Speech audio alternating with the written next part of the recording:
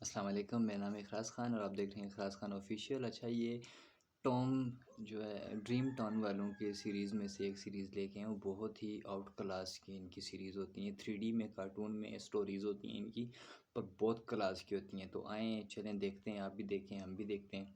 बहुत ही out class है और बहुत प्यारा है। और हाँ, अगर आप इनकी वीडियोज़ और देखना चाहते हैं तो इनका मैं लिंक अपने जो है ना बायो में लगा दूँगा या पिन कर दूँगा कमेंट बॉक्स में।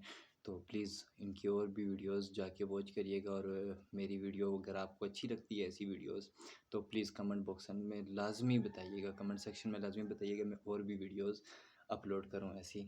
आएँ देखते हैं वीडियो।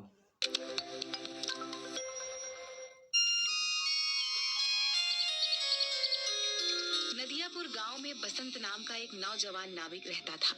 नदियापुर गांव की सीमा में आने जाने के लिए लोगों को नाव का ही सहारा लेना पड़ता था।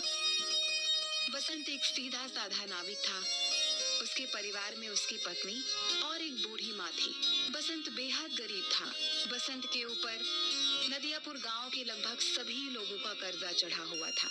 आज बसंत अपनी नाव के पास पहुंचा ही था कि तभी गांव का सेठ धनी राम कुछ लोगों के साथ उसके पास आ धमका।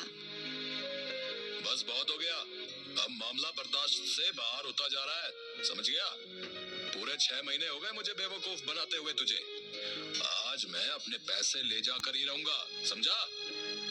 मुझे कुछ दिनों की मोहलत और दे दो सेठ जी। आप तो जानते ही हो कि इस वक्त धंधा कितना मंदा चल रहा है। अबे तेरा धंधा कोई मंदा नहीं चल रहा। सच तो ये है कि तू मेरे पैसे देना ही नहीं चाहता। नदियापुर गांव में आने के लिए और जाने के लिए नाव का ही सहारा लेना पड़ता है। ऊपर से ये इलाका टूरिस्ट इलाके में भी आता है। सैलानियों की कोई कमी नहीं है यहाँ पर। तेरा धंधा मंदा कैसे बढ़ सकता है बे? सेठ जी, सारे गांव वाले जानते हैं कि मेरी किस्मत कितनी फूटी हुई है। मैं बड़ी मेहनत से पाई पाई इकट्ठा करता हूँ, लेकिन वो पैसे किसी न किसी वजह से मुझसे खर्च हो जाते हैं। बसंत पर सेठ धनी राम बसंत का मजाक उड़ाते हुए अपने लोगों को देखकर बोला। रे सुना तुम लोगों ने? ये बड़ी मेहनत से पाई पाई जोड़कर रकम इकट्ठा करता है और इसे खुद नहीं पता कि इसके पैसे कहाँ खर्च हो जाते हैं, बे? इतना कहकर धनी राम गुस्से से बसंत की ओर देखकर बोला।